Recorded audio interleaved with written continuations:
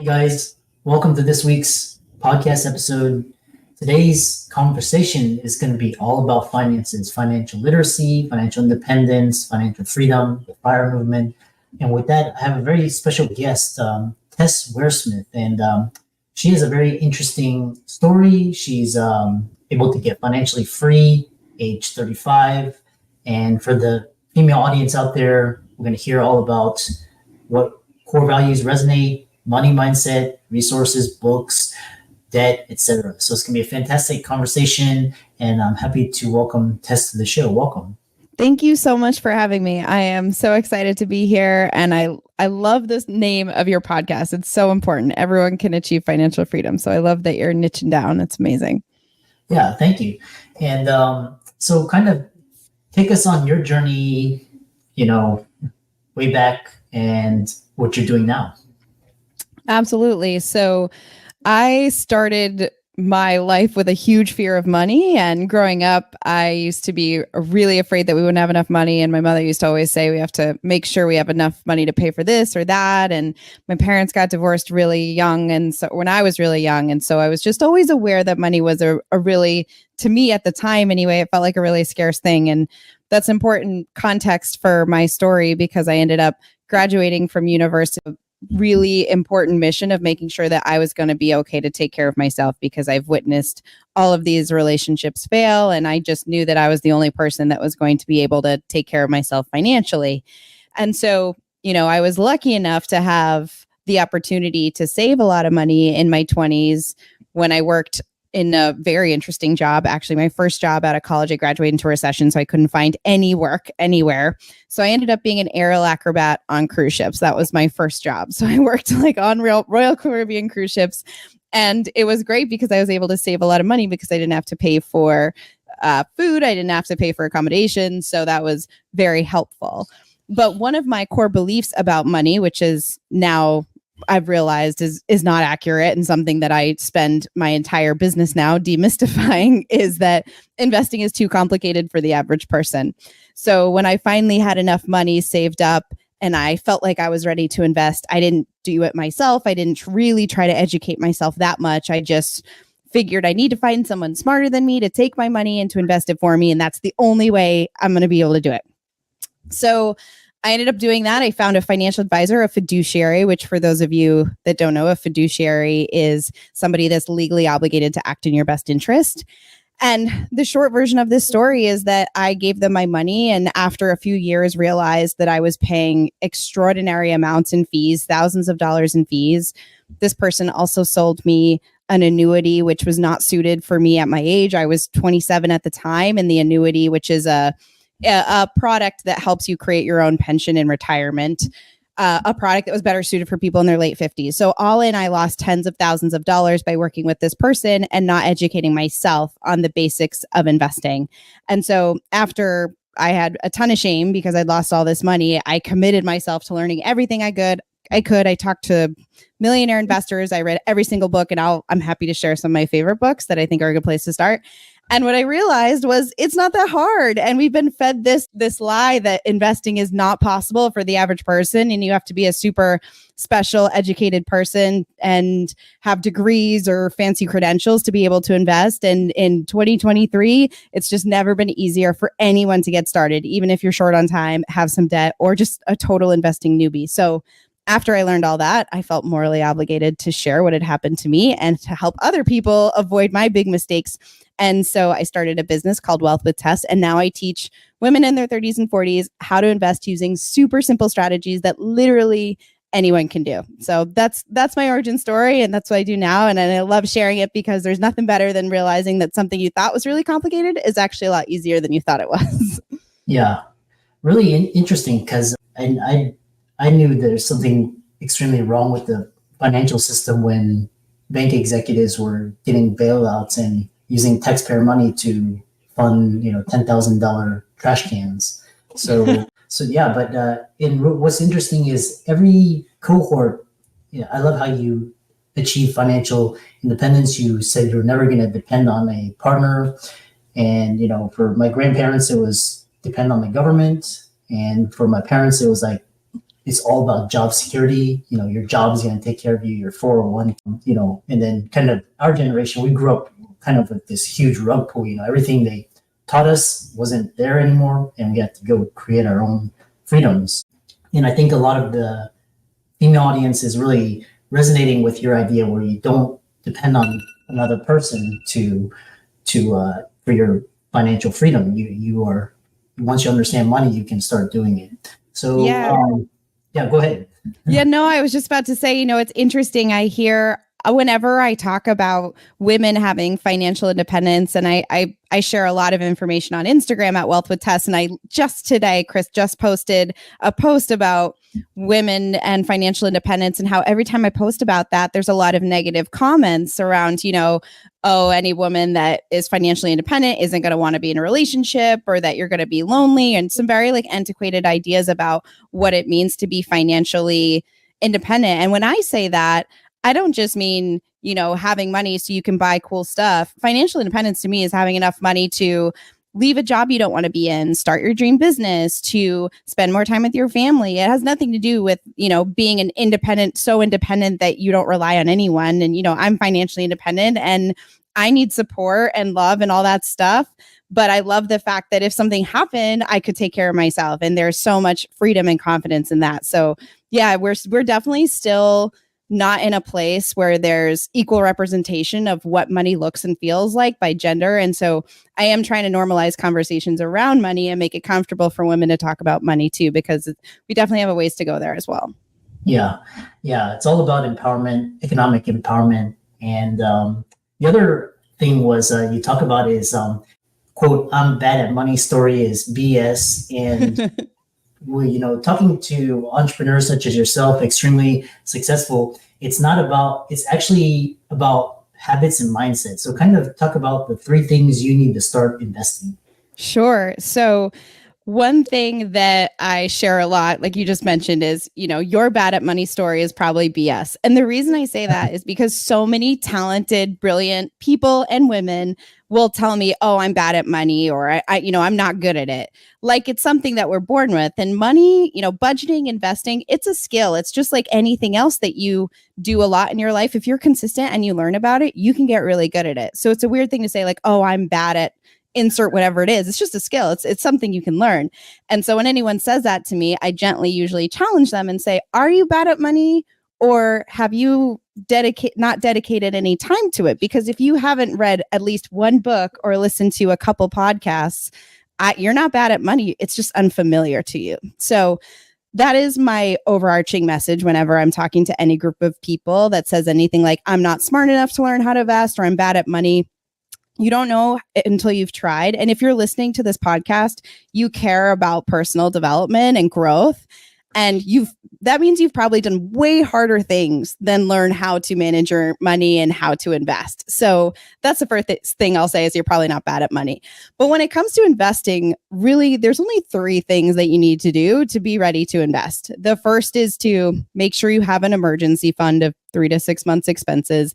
And a lot of people want to skip past this part, or they say, yeah, I have that. This is really important psychologically to make sure that that if anything goes wrong, you have that sorted.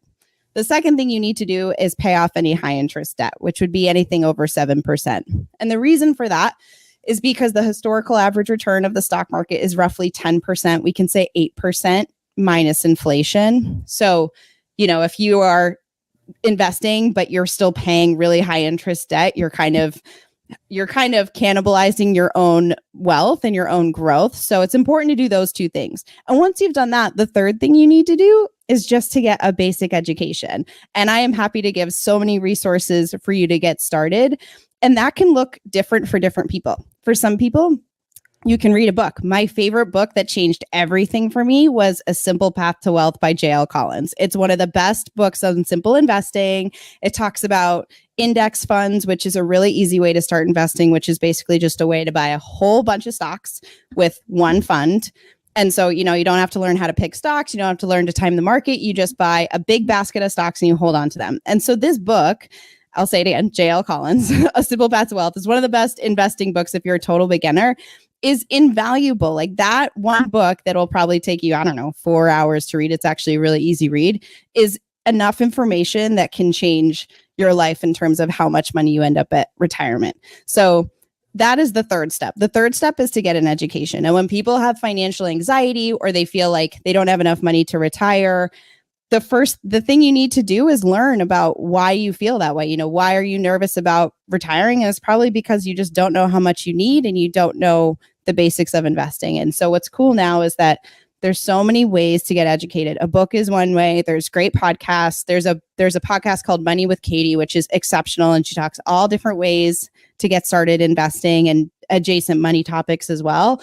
Or you can take a program. There are so many great people. I offer small group coaching to teach you how to invest. There's a million other creators, like probably not a million. There's not enough people doing this actually, but there's a lot of great people offering free and paid education online. So regardless, if you need the accountability, maybe it's worth it to get a paid program like an online course or small group coaching program. But there are endless ways to learn the basics of what you need to know. And a lot of them are really affordable.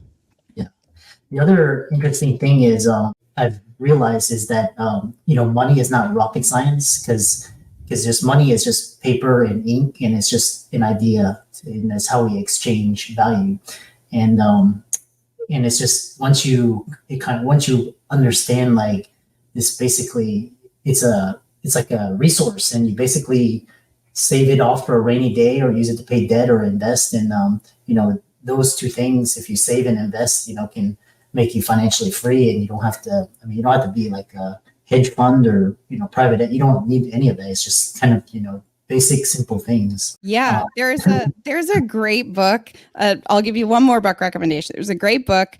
You don't even have to read the whole thing, but you can Google about it. It's called The Millionaire Next Door. And the whole premise of the book is that there's all these people making very average salaries and all they're doing is living on less than they make and investing the rest. And some of them aren't investing that much. They're investing $500 a month for decades on end, and they're millionaires. And they're not millionaires because they were making millions of dollars. They're not millionaires because they picked the right stocks at the right time. They're not millionaires because they have degrees in finance and economics. They're millionaires because they literally invested a couple $100s a month for a few decades into a big group of stocks and left it alone. And that's all they did. And so it's so empowering to hear these stories and to understand that these are average people, people just like you and me that did it over time. And of course, if you want to be financially free earlier than that, then you need to find ways to make more money and to invest sooner earlier. But a comfortable retirement is really accessible to anyone as long as you start investing as early as possible. And so that's one other message I'll share is if you're listening to this and you're not really investing that much or you don't know how much you're investing, that's the number one thing you can do is get started as soon as possible. Even if your investing portfolio isn't perfect, you can learn as you go. And the one thing you can't do is go back in time and invest more. And that's what every single person I work with in my small group coaching program, every single person wishes they started investing sooner once they realize how simple it is. So you want to get an education and get started as soon as possible because that's what you'll regret is not starting earlier. Yeah, you're referring to the power of compound interest. I talked to a lot of Gen Zs and all of them are more financially conscious than I'm Gen X millennial and they're much more they're starting to save 10-20% just index funds like you talked about. They're interested in reading about real estate and how money works, what is the Federal Reserve and what is fractional reserve banking, all of that, and they understand that their financial futures are in their hands. Which brings me to this question, and it's actually going a little bit off course, but everywhere you go to social media, you see these people touting standing next to Ferraris or Lamborghinis, or they're on yachts and they're surrounded by these celebrities, but then a year later they're gone. Kind of talk about how mainstream culture is really feeding us the wrong information about money. Yeah, I love that you brought that up. So one of my favorite quotes from another great book called Psychology of Money is wealth is what you don't see. It's money unspent. And we have this broken perspective of wealth. And that is that wealth is something that you see. It's your house, it's your car. But if you take a step back and you think, okay, like, is that person wealthy because they have that car, or did they just spend $100,000 on that car? That means that they don't have that money growing in their accounts anymore. That means they already spent that money. That's money that they've already spent. And so some of the wealthiest people are usually people that don't appear to have a lot of money in the traditional sense of the way that we view the world and the way that we view wealth. And I was just talking to a mortgage lender about this a month ago. And she was talking about how everybody she works with is, trying to figure out how to afford these big houses. And they're like, how do all these people have these fancy kitchens and they have these big islands and these, fancy appliances? And her answer is they're in debt. They're all in debt. Like, now, obviously, she's exaggerating. Not every single person with a giant house is in debt, but a lot of them are. A lot of people that I've worked with are house poor because they wanted to make sure they had the house to look like they're successful. And, even I've experienced this myself because I have over $1 million net worth. I'm financially free. I can, I live in a multifamily property, so I don't actually pay a mortgage because the other units pay for my mortgage. And I live in a city that's great, but it's not the best city in Massachusetts. And so I think if you looked at my life, you would have no idea that I'm work optional at this point. But that's because my money is in growing assets. It's not in things that you'll see. So I think that's one really important thing to take away is when you see your friends, with really beautiful houses or cars or whatever, a lot of them are not doing as well as you think they are. And I know this now as a financial coach because the amount of people that I thought were doing better and reached out to me and said, hey, like, I'm struggling. And I'm like, well, I just saw your massive kitchen renovation, beautiful granite countertops, tell me about that. And they're spending money on the wrong things and they don't have the long-term vision of once you are investing and your money is grown, then you can spend money on whatever you want. But I personally would much rather have flexibility, freedom, and options versus things. And that's really what money is, right? You already said money is a tool, right? It's a tool to get us things that we want. Money is a tool for flexibility, options, and freedom. That's way more, and time. That's way more valuable than stuff. And so I think it's tempting to feel like you want to get the big house or the right car or whatever, because that's what wealth looks like. But at the end of the day, the wealthiest people are the people with their money and things that are growing, which is going to be investments and boring stuff like 401k. Yeah, it's quite interesting. It's like everything's backwards, like, the overpriced mutual funds and the financial advisors and kind of the media saying, "Oh, go out and spend, and go get into debt," and all of that's just like bad advice. But the other question is, you mentioned this idea of money as a tool and money as an idea, and a great quote I read was from Naval Ravikant. He said, "Don't focus on money for status and income, but focus on money for freedom and time," which kind of really jolted me, kind of this, because in the Western world, it's like our value is equated with achievement. That's how it's, Eastern and different countries view worth differently. The next thing is talking about is what are the most common myths females or women believe when it comes to investing? Yeah, so there's a few that are money in general, and then I'll add some about investing. So with money in general, I think that a lot of women feel guilty for wanting money and feel like it's greedy to want money. And at the end of the day, like we've just been talking about, right? Money is a tool to give you, at first, security and safety, right? So you can, if you need to walk away from a toxic relationship or a toxic job. And I can't tell you how many women I've talked to that have stayed in relationships or jobs because they're financially uncomfortable and nervous. So that's the first thing. It's not greedy to want money. And it's not greedy to want a lot of money either, especially if you're using that money to do cool stuff, to make an impact, to build a business that makes the world better, to influence things that and causes that you care about. So I think that's a really big myth. The myths more specific to investing are that it takes a lot of time to learn. I don't have a lot of time to learn, right? Women are busy. A lot of them have jobs and kids and houses to take care of and all this stuff. And so adding another thing to your plate feels laughable. Like, when am I going to find the time to invest? But if you learn the basics, if you commit to learning the basics of things like how to manage your budget so that you have enough money to invest every month, how to use retirement accounts to save on taxes, and then really the last step, choosing really simple investments that you don't have to manage. You set it and forget it.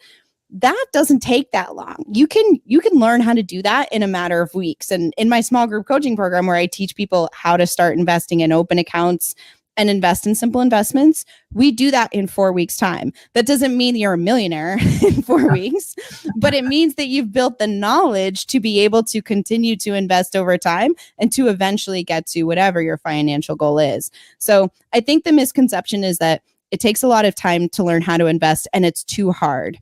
When in reality, it only feels too hard because it's unfamiliar and because the financial industry has done a really good job of making it feel really complicated with all the financial jargon and all this nonsense.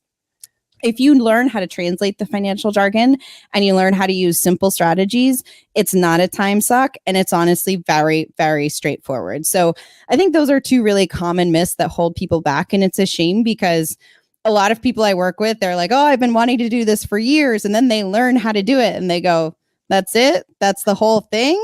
And so now, of course, there are more advanced investing strategies. And if you get into other stuff like real estate, that's certainly more hands-on and that does take more time. But to get started investing in the stock market in a way that's going to help you grow your money over time and help you retire comfortably, that stuff takes weeks of intentional effort. So I think those are probably the biggest myths that I hear. Yeah. The other common myth that I've come across is women feel like they need to depend on the man. Like the man should be the breadwinner, take care of everything, and kind of these roles, kind of those stereotypes. And so what do you say for that kind of mindset where basically women are basically handing over their power to men or to their spouses? Yeah. I think it's a larger issue than just, if you have a partner that takes care of your money or even a financial advisor that's managing your money for you, and even if they're doing a great job, you just never know what's going to happen, right? Women, first of all, live way longer than men. Sorry. And so if you don't understand your financial situation and your partner passes away, that's going to be horrible because you're dealing with a horrible situation and you don't know how to manage your money. If there's divorce, 50% of people get divorced. That's a high percentage. And I know because of the women in my small group coaching program, a good chunk of them have just gotten divorced. And so they're managing their money for the first time. And I hate that they have to deal with that at that point, right? Like that's like a very stressful, anxiety producing, grief producing event in your life. And it's not something to take lightly. And it's certainly very emotional. That's not the time you want to be learning how to manage your money.